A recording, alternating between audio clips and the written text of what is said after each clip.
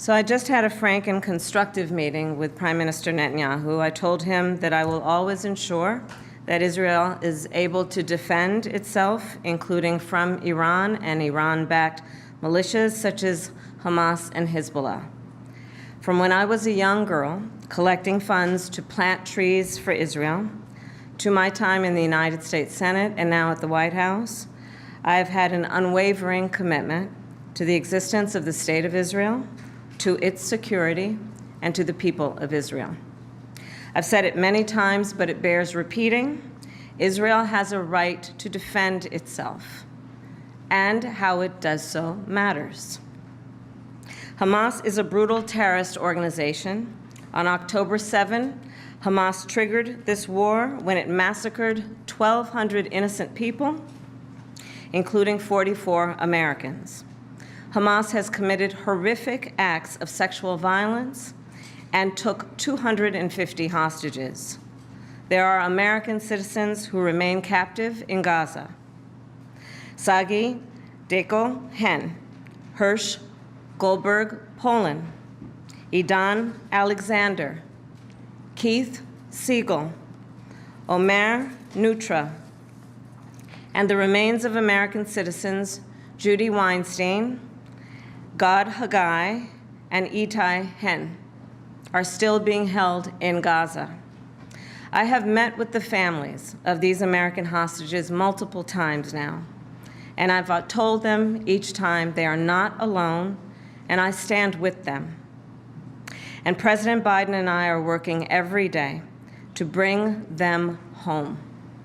I also expressed with the Prime Minister my serious concern about the scale of human suffering in Gaza, including the death of far too many innocent civilians.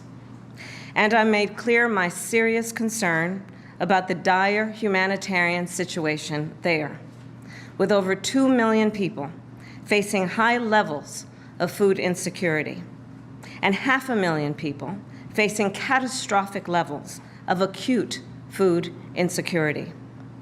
What has happened in Gaza over the past 9 months is devastating.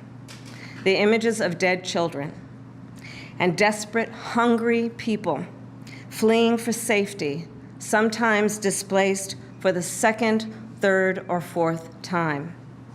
We cannot look away in the face of these tragedies.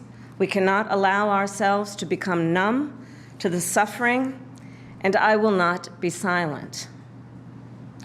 Thanks to the leadership of our President, Joe Biden, there is a deal on the table for a ceasefire and a hostage deal. And it is important that we recall what the deal involves.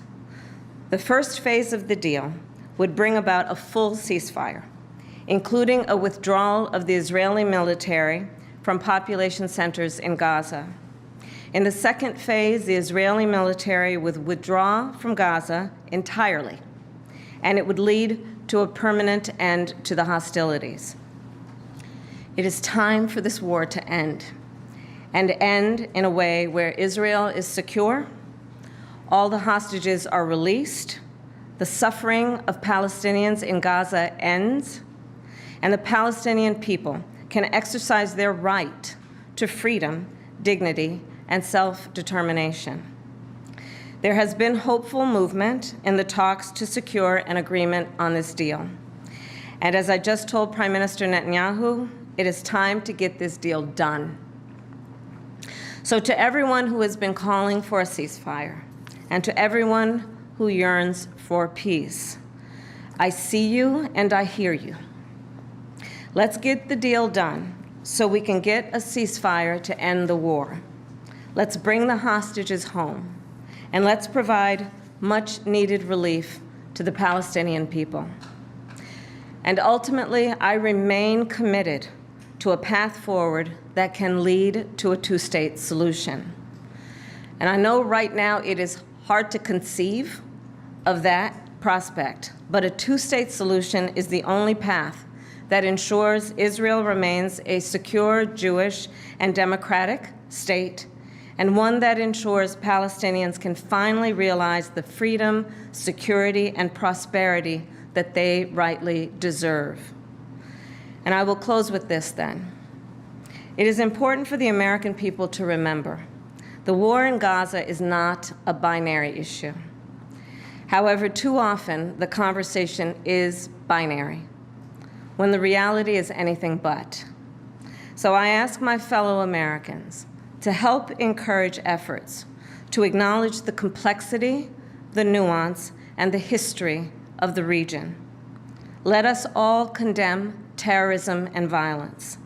Let us all do what we can to prevent the suffering of innocent civilians, and let us condemn anti-Semitism, Islamophobia, and hate of any kind.